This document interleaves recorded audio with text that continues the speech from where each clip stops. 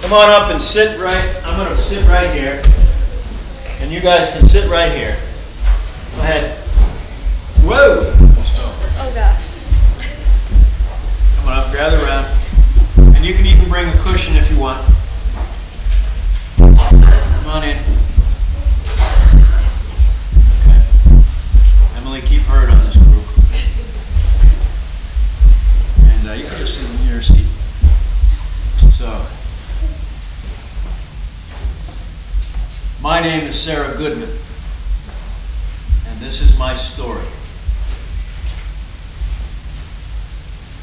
It was the year 1855, and my husband, John, and I and our two sons, Caleb, Joshua, decided to leave our home in St. Louis and go west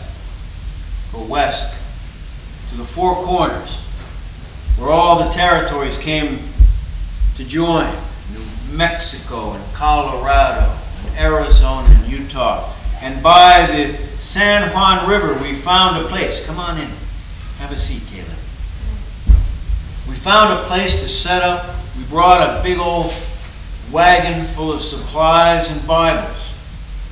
And we set up a trading store down by the San Juan River, just above Monument Valley, where the Navajo people live, the Diné, as they call themselves. And we sold all the supplies, but no guns and no alcohol, no whiskey. And we set up a chapel, and we had services on Sunday. And we lived among the people, my husband, my sons, and I. In that cold winter of 1857, it was hard. It was a struggle. We almost left. But gradually, because people wanted to be healed, wanted to have food, we began to know them. We learned their language. And we taught them, and they taught us. And we grew to trust each other and live together. There were conflicts. There were conflicts between sometimes the settlers and soldiers and the Navajo people. Down south toward the border, there were conflict with the Spanish and the Apaches, and we'd get people coming north. But we lived together. We got along with the Hopi people, who were the ancient Pueblo dwellers. But we stayed mostly with our clans among the Navajo. And we lived there, and the boys grew up and became men, and they fell in love with two young Navajo women, Sane and Ruth, and they married them. But in the year 1863, after the war had begun over between the North and the South, the military left, and suddenly the settlers and others, the conflicts grew worse. It became what we called the time of fearing. And finally, the government said we had to go. And they rounded it up. They sent General Charlton and his assistant, Colonel Kit Carson. And he told us we have to go to Fort Defiance. We didn't want to go. But they burned our villages and our crops, and we had to go. We went with our friends from the Navajo. We could have left, we could have gone back, but they had become our family and our friends. So we too went, and they told us we had to take a long walk, a walk of hundreds of miles, 450 miles, through the cold winter, through the hot summer in different groups, to another fort, Fort Sumner, way down in Arizona by the Pecos River. And it was a terrible long walk, and many hundreds died, old people and young, along the way. And when we got to Fort Sumner and they put us in a place called Bosque Retonda, many more died too. The food was terrible. The contracts were corrupt. The food had maggots. It was disgusting. And people got sick from dysentery and smallpox. Hundreds more died. It was a hard time. That years of 1863, 64, and 5, and 6, my husband died. And then it became 1868. And then my two sons died from the smallpox too. News came, though. All this time, I had been writing letters back east describing the condition. I'd been advocating for our people along the walk. And I said to my friends back east what horrible conditions were. And finally, after the war, people started to pay attention. And they became a scandal. And they sent a government person out to talk with us and say, oh, we need a new place. They said, well, why don't you go to Oklahoma? We said, no, Oklahoma's not our home. We want to go back to our sacred land. And our prayers were answered, and they said, you can go. It was in May of 1868. But I told my daughters-in-law, they were like daughters to me, and I said, I cannot go with you. I no longer have a husband or work, but I will go back to St. Louis where I have cousins and kin.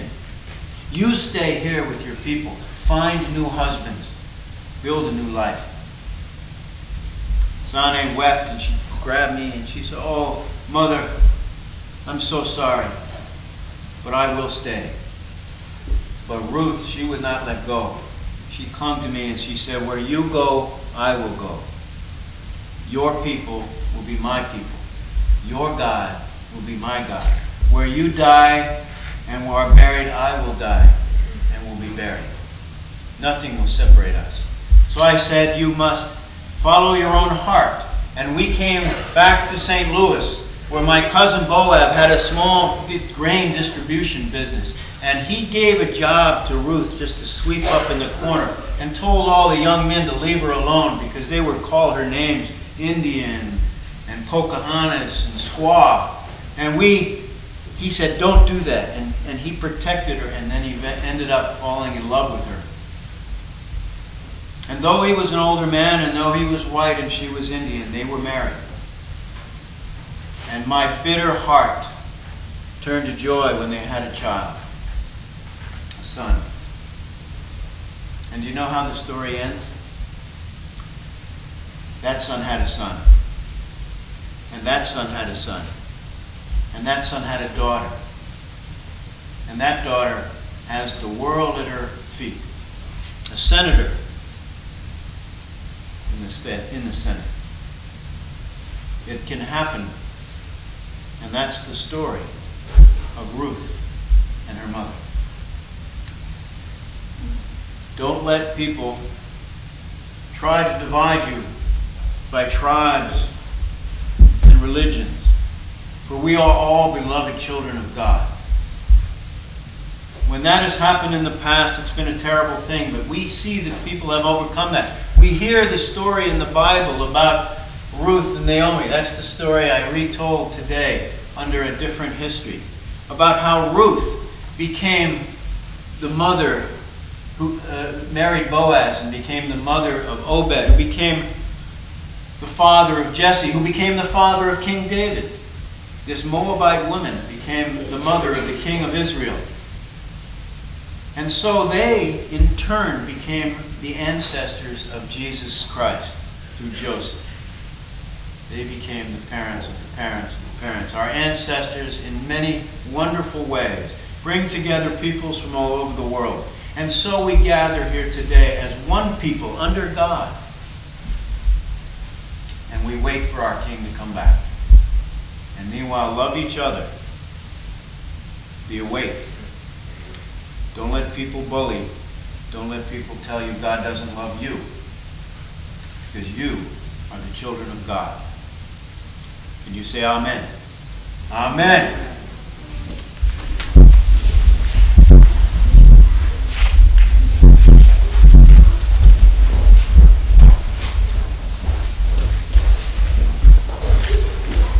True story.